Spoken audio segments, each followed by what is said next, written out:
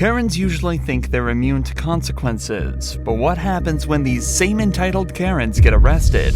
These are three of the most shocking and satisfying examples of when evil Karens realize they've been arrested. Starting with Sarah Boone, who was accused of killing her husband Jorge by locking him in a suitcase and leaving him to die. Sarah was quickly brought in for interrogation to determine if she was really as evil as they think. So he had some injuries to his left shoulder. He had a cut near his lip. You could see his mouth was a little I haven't laid a swollen. hand on him. Okay. What about the scratches? Because there's also sex. Yes. Okay. Because there's also like a scratch on the back of his neck, kind of going, but it's going straight across. I have no idea what that's from. In all honesty, we have not gotten into it. Okay. That's why, the only thing I thought you guys were going to ask me about, which I was going to be honest with you anyway, are the scratch marks on his back. Mhm. Everything else, I have no idea what it is. Yesterday, when we took photographs of your overall body, and they did the buccal swabs, did they go under your fingernails? No. Okay. Are you willing to let us Absolutely. swab underneath your fingernails? Go for it.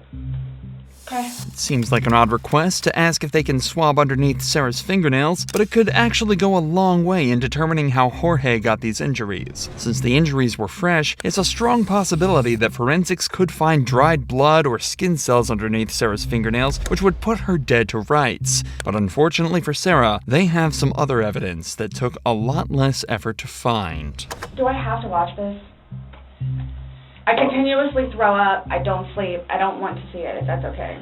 Well, it's on your phone, and you can either explain it or we take it for what it is. Yeah. We're just trying to give you the opportunity to tell us what's going on. That's it. For everything you've done to me. Fuck you. And it's Fuck just, you. that's you, your voice. Stupid. That's my name. Don't wear it up. I don't want to watch it, please. The video showed Jorge in the suitcase begging to be let out while Sarah taunted him from the outside. The police couldn't have asked for a better piece of evidence, especially as it came directly from Sarah's own phone. So this is upside down. So in order for him to have gotten into it, It was flipped up. right, it was flipped up normal. Yes. As if you're packing something. So this is upside down. Guys, this is killing me right now. Sarah is obviously trying to maintain her innocence by telling the detectives that the video is distressing to her. But does that really sound like a woman who's being shown a video of her husband dying? While everybody will have a different reaction to trauma, it's difficult to imagine her reaction is a single deadpan sentence that sounds like it was delivered only to show some amount of concern to the cops. I don't mean to sound negative, and I don't know if I can say this, but it's like you guys are kind of trying to feed me. No, I'm just trying to show you a video that you no longer want to watch because you probably don't want to know the outcome of how and what you said. Well, I know what. You know what's on that video now? No. You remember making that video? Oh, Why don't you remember making the video? probably because we had been drinking. But you weren't drunk. No.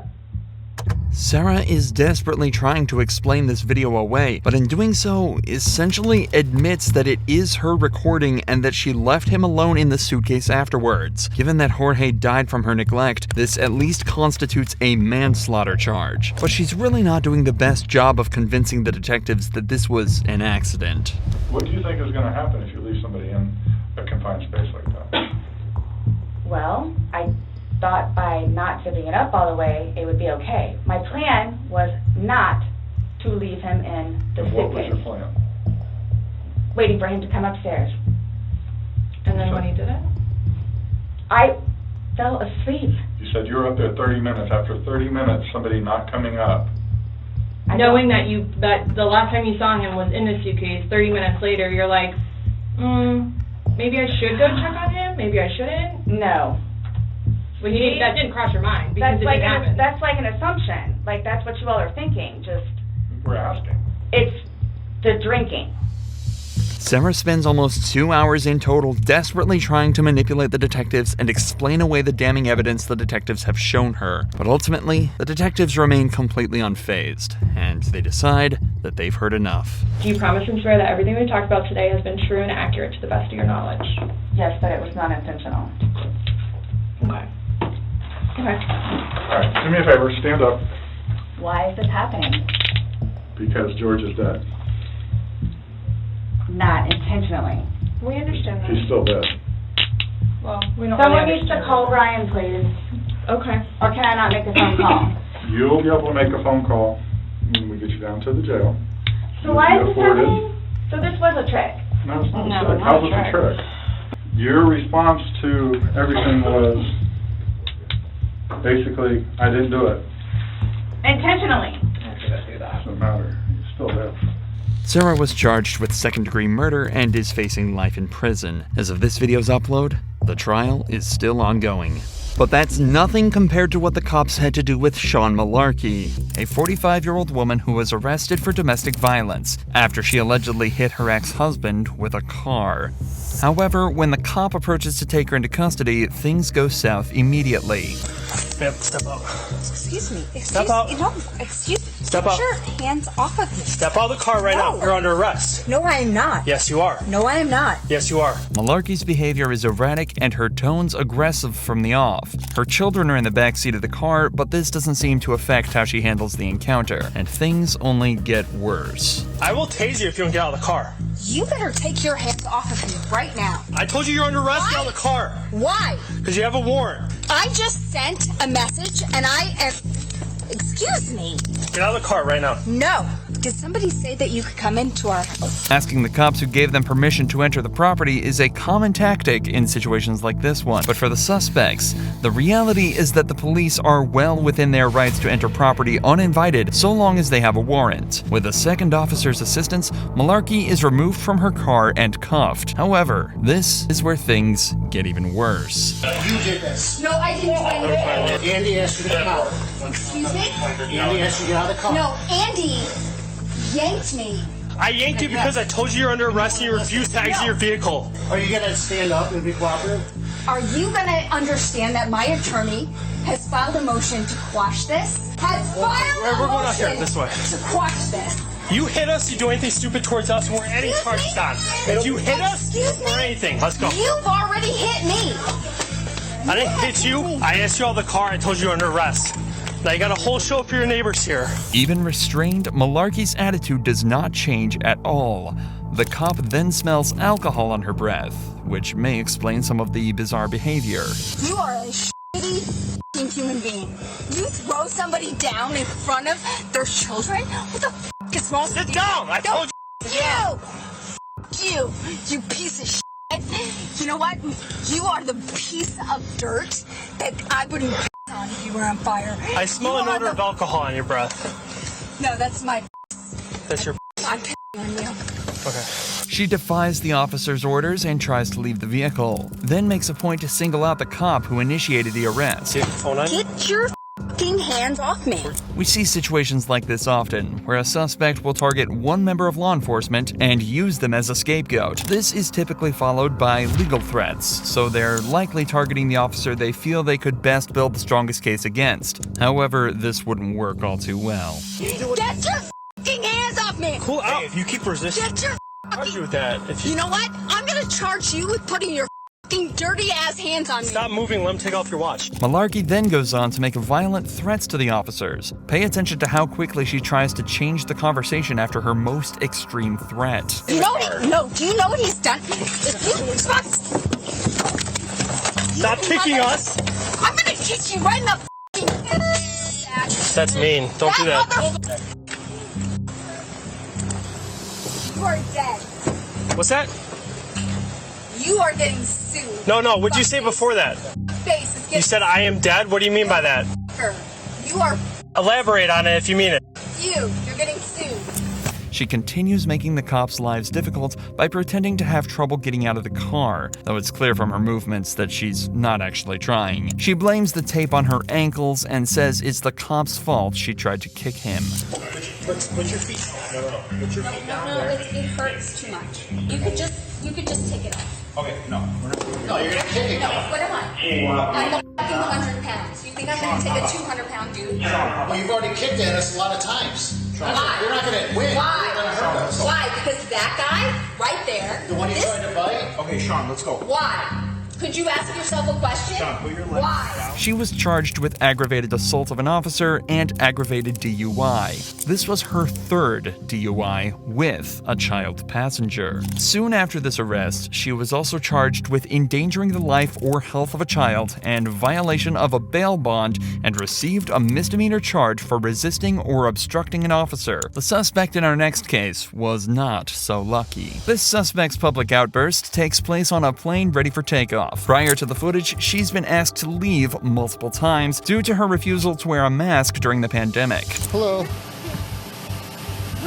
We're gonna take you off the aircraft. Yep, you're gonna have to get off the aircraft, Yeah, okay? and you're at the, Yep. and I compliment you in that way. But she's a representative of the aircraft. They don't want you flying on their plane today, okay? So you're gonna have to get off After the they made aircraft. us wait and wait and wait. Yeah, that's the way it is. But right now, I'm gonna And need you. that's fine, and I will respect that. Okay, so I'm gonna need you to grab your bag and just And I step did off not the do aircraft. anything, actually. Disrespect. We'll talk about it outside. Disruptive, besides speak my mind. Okay. And you know what? I live in America, and that's what fucking America's about. calm down. No, you know Listen that. to me. Grab your No, bag. you know that. When she's asked to grab her bag and leave, she says something truly weird. The suspect has a lot of strange mannerisms and seems to have very severe mood swings. Pay attention to how her expression suddenly changes and how she seems to rapidly experience a wide range of emotions throughout the encounter. No one's gonna put their hands on you. unless All you right, ask. yeah, you Grab your won't. bag and Yeah, just step off you the won't. Okay, but I need you to get up. No. You Okay? need me to get up? You may need me to get up, but you know what I feel my need to do as a person? Just like Jesus motherfucking Christ. You need to calm down. No, I'm gonna do what I need to do. I'm gonna say what I need to do, and if you're gonna do whatever you feel you need to Okay. do to me, right? You So ready? I'm gonna say what I have meant to say. Yeah. No, to everybody. Stand up, man. Everybody is You're doing gonna this. get arrested if you do not I'm stop. already gonna get arrested. You're gonna. The police warn the suspects that if she doesn't cooperate, they'll have to put their hands on her. Her response is dramatic. She also latches onto a supposed promise one of the officers made, that she wouldn't be arrested if she gets off the plane. Here's what's happening. They're gonna deplane the aircraft. I'm gonna take you off the That was plane, already happening. Don't. and you're going to jail. It won't happen Okay. if you get up and walk out with me right now. Yeah. But if you're not I going don't to, trust Yep. that. That's how it's gonna work. Do you see how that's a threatening system? That's the way it is, It's man. not cool. Are you I gonna- want to trust you. You want to trust me? That's not healing. We're not healing. The suspect is led from the plane and placed under arrest. Her reaction is childlike. She cries in an unconvincing way and seems to feel that the experience has violated her human rights. Listen to her describe her actions. The way she seems to think she acted is far from the truth, but it's hard to say whether she's deliberately lying or there's something more to it. Okay. Have to be like that. Come with me. I wasn't doing it. Come with me. Why are you doing that? See, you lied right there, man. The suspect continuously switches between claims of being victimized and anger towards the cops. She seems to feel that she's been personally wronged and that one of the cops lied to her to get her to comply. She accuses this cop of not wearing a mask himself. How is anyone gonna stop anything when you lie to them? You have your chance, ma'am.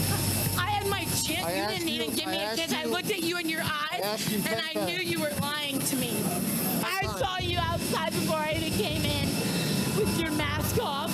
Once again, we see a case where the person being arrested decides to single out a particular officer to blame for everything. The suspect refuses to cooperate with a particular cop but says they're willing to comply with other members of law enforcement.